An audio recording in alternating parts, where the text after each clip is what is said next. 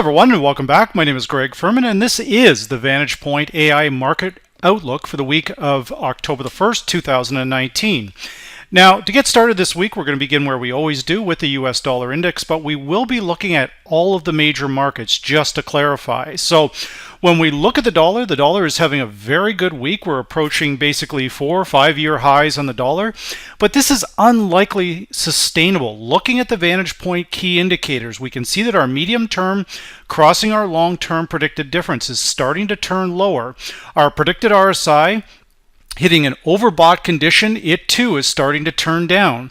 So if we take our dollar index and we draw a trend line inside our predicted RSI, that we can see that we've got a bit of a problem here. So as retail traders pour into US dollar longs, they might want to be very, very cautious towards the end of this week. Now, in our previous presentation, we were able to clearly call this dollar strength, but now we're looking for the dollar to reverse after the non-farm payroll number on Friday.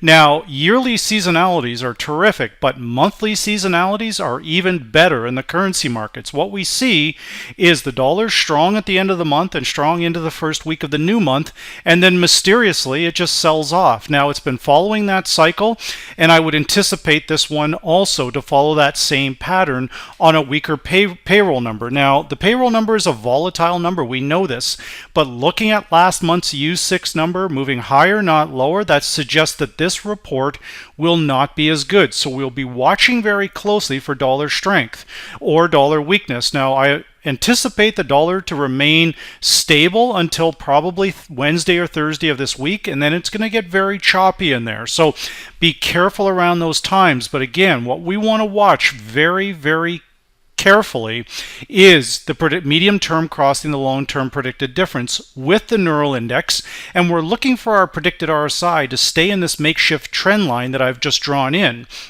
Now, if the dollar continues to strengthen, that will keep pressure on gold.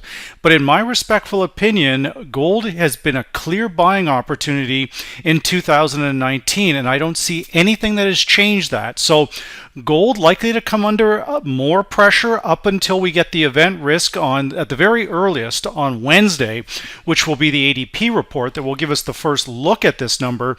But Friday's the real number when we get the entire report. We get the average hourly earnings, the U6, the real numbers behind the non-farm payroll. So that's what we want to watch. But for now, I can imagine that gold will remain stable with a slight downward bias until later in the week. Now, the indicators here are not oversold yet, so we should expect a little bit more downside.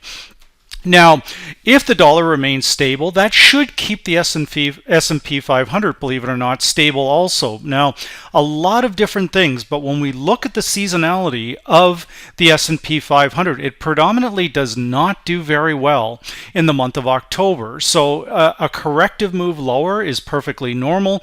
But again, if we look at the longer term situation here, the stocks or equities in general have really, really struggled here. We have not been able to break through this immediate resistance going back into July 26th of this year. We're making lower highs. So again, we've got to watch all of these things, but I would also, again, nothing goes straight up and nothing goes straight down, but my primary directional bias has been to sell the S&P 500 on any rally above or even close to 3,000. Now, if we can put in a new high on the S&P 500 and make a sustained break of 30.28, then maybe we've got something here. But my optimism on that at this time remains heavily guarded. And I make that observation based around oil contracts. Again, the drone strikes on Saudi Arabia that were conducted by, we don't know exactly who. I suspect Saudi Arabia might have even had their hand in something of this. But again, I don't think the U.S. is falling for it. They're not getting involved with this. The spike in oil, as I had stated weeks ago, is not a sustainable move, and we never, ever want to trade off of headline news like that, because 9 times out of 10, it's not completely accurate. So right now, oil's still moving lower. I would anticipate a continued downward move, but again, we've got some event risk out there, and these drone strikes and everything else that they're trying desperately to prop up the price of oil, but again, they're just not able to do it. There's very little demand for oil. So particularly at this time of year, if you look at the yearly seasonality in oil contracts, it sells off almost every October, and if it's selling off, the S&P is selling off. So keep an eye on that, but right now we don't have a reversal signal long on oil yet, or on the S&P 500. So right now we should be probably looking at a move towards 54 before we see any kind of real bounce here. Now, what we also want to monitor here, because of the position of the US dollar, is we've got a lot of Bitcoin traders out here. Now, Bitcoin under heavy selling pressure this last week because of the dollar strength. Remember how Bitcoin too is traded against the US dollar. So what I'm anticipating is Bitcoin to move down into this 75.17 area, and then I'll be looking for a reversal on US dollar weakness on that monthly seasonality. So if after the non-farm payroll number the following week, Bitcoin starts to reverse, and you can see if I zoom the indicators in here on the VantagePoint software, very important, you can see that the medium term is trying to cross the long-term predicted difference now. We're in a heavily oversold condition. The probability that we see heavy buying coming in very soon on Bitcoin is, I would say, about 75 to 80%. So we want to watch this, but we want to make sure that we understand we actually have a price target using these verified zones. We can pick that. We're not picking a number out of the air. What we're doing is we're picking that number based around a known failure point. That known failure point is 74.74. So we want to watch this level very, very closely. Now, as we get into some of our main Forex pairs, once again, I think that the Forex market next week is going to be rather flat. I don't think we're going to see a lot of big moves. I don't think we're going to see any kind of trending move whatsoever until after that payroll number on Friday. So right now, the euro is challenging multiple year lows here. But guys, this is usually the classic setup for a bear trap. So be very, very cautious shorting the euro down around this 109 area. It simply has not been able to break through there. And in my respectful opinion, the U.S. labor report is not going to be enough. Now remember, if that report comes out soft, that's going to give the Fed the ammunition they need to keep cutting rates. That is not going to help the U.S. dollar. That's going to hurt the U.S. dollar. And the euro will indirectly benefit from that. That is the real world possibility. So we'll keep an eye and monitor this. But as you can see, the VantagePoint AI predictive indicators, the medium term crossing the long-term predicted difference, is starting to cross. It's warning us days ahead of time that the euro could be getting ready to reverse higher. Now, if it does, it's going to reverse back towards the 110 area. It will likely park itself there prior to the non-farm payroll announcement. If we get a good number, euro goes down. We get a bad number, the euro breaks out from the 110 area. That's what I would anticipate to happen. Now again, our predicted RSI is not pointing down, it's turning back up. So again, we've got multiple warning signs here when we're not looking at conventional indicators that are telling us that if the euro is this bearish, maybe it's mostly retail traders that are on the side of that, and big money and the banks are getting ready to go the opposite direction in a known period of dollar weakness. So again, that weakness will come after the non-farm payroll. And as I've talked about in previous weekly outlooks, I've seen absolutely fantastic numbers on the payroll number. The U6 number dropping by 2 or 3%, fantastic numbers all the way around, yet the dollar sells off right across the board. So somebody with real money has to buy dollars at certain times of the month and sell them at certain times of the month. So we want to monitor that, okay? Now, when we look at our additional Forex pairs, the US Swiss franc, we can see that the US Swiss franc is really struggling to break through this area around 99.70. Any move higher is met with selling. This once again points towards weakness in the global stock markets. Now, what was kind of humorous, the first time I think I've ever heard it was on Friday on CNBC, when the DAX, the CAC 40, a number of the different global equity markets were in rally mode. But I noticed that the announcers said one thing, and they said that this rally is not based around demand for equities.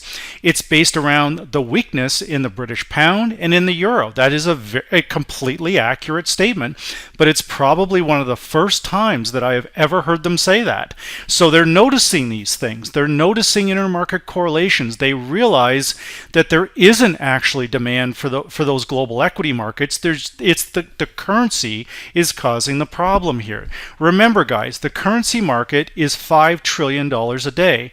If you take all of the global stock markets and futures markets combined, they are 1/10 the size of the Forex market. So the announcers, the pundits on TVs, they're starting to take notice that the currency market is the driving factor. So if the equity markets, more specifically the S&P 500, cannot hold and continues to sell off, then it's a one-way ticket lower on this particular pair.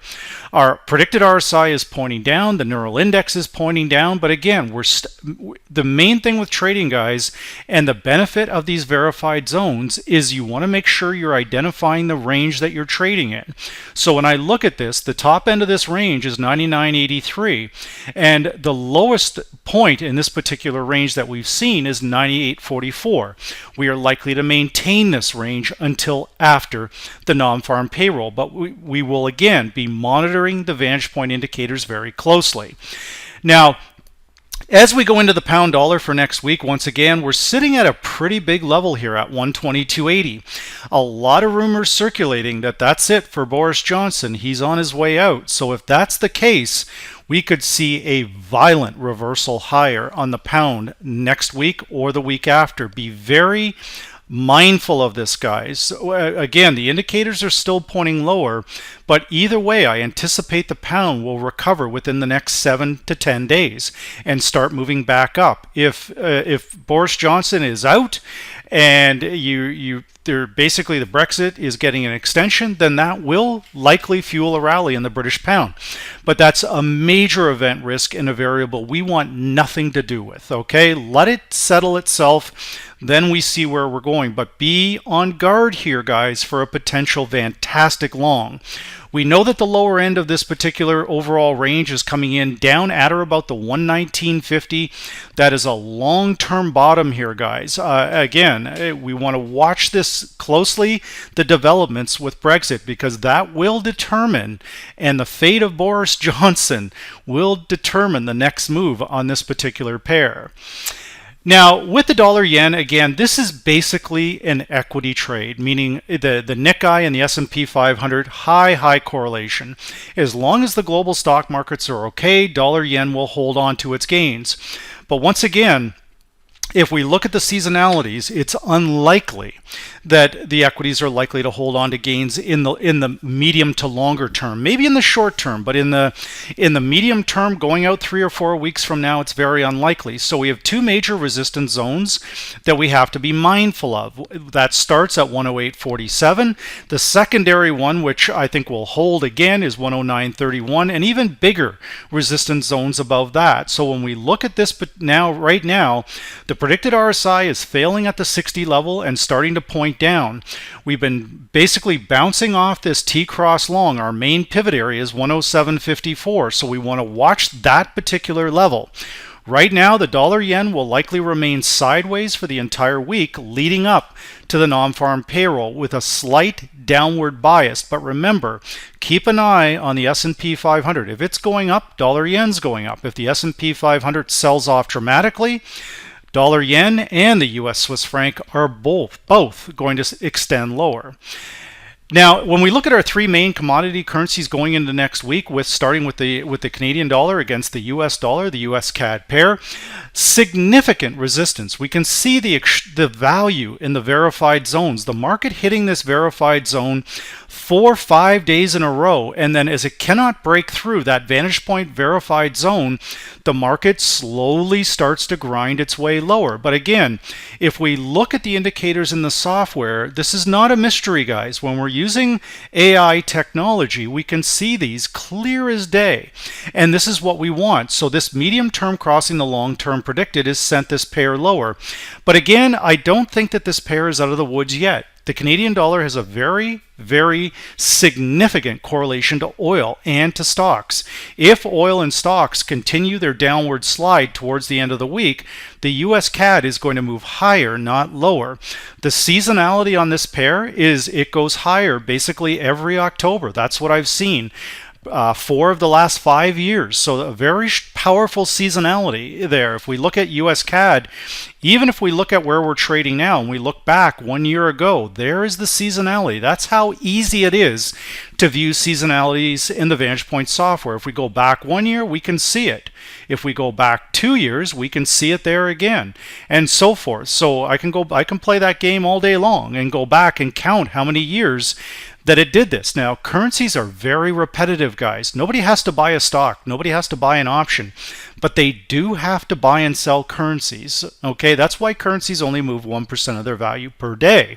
And that's a very important statistical fact. Currency, the Forex market is not volatile. People make it volatile by over leveraging their trades, right? So when we look at USCAD right now, very easy for us to identify using these VantagePoint indicators. The high is 133.08. That's what we've got. The low end of this particular range, where the buyers will look to step back in, is down at or about the 130, 133. That's what we want to look at here, right? All of the indicators from VantagePoint are saying we're still going to go a little bit lower. If this is going to reverse, guys, it's going to be on Tuesday. It probably will make a big move down on Monday and then completely reverse on Tuesday. Watch for that opportunity. Now, as we look at the Aussie US and the New Zealand US, very, very similar trades here.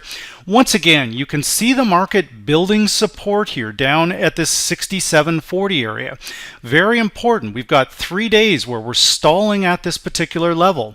We've got our medium term crossing our long term predicted difference and a rising RSI, suggesting that the Aussie could actually move higher despite everybody telling us to sell this. So keep an eye on this level, but either way here, guys, the secondary verified zone, which is coming in down at or about, you can see around this 67.80 mark or 66.80 mark approximately. I believe that that area will likely hold. We've got an early warning sign of a reversal long trade in the VantagePoint software. So again, the immediate zone you want to watch is 67.40. Now we're closing just above that to finish the week. We're not off that by much, and one could argue that there's at that closing price of 67.61 that there is a trade there now, as long as you're putting your stops below the lowest point, which is 67.70. So keep an eye on that. There could be something. Same as New Zealand US. New Zealand is by no means as weak as the Aussie. The New Zealand is again, you can see that medium term crossing our long term predicted difference. We just need a catalyst to get this thing moving, to make a move to the upside. Now, if the stocks recover, that will help the Aussie and the New Zealand. So watch these particular pairs for reversal trades. So with that said, this is the VantagePoint AI Market Outlook for the week of September the 30th, 2019.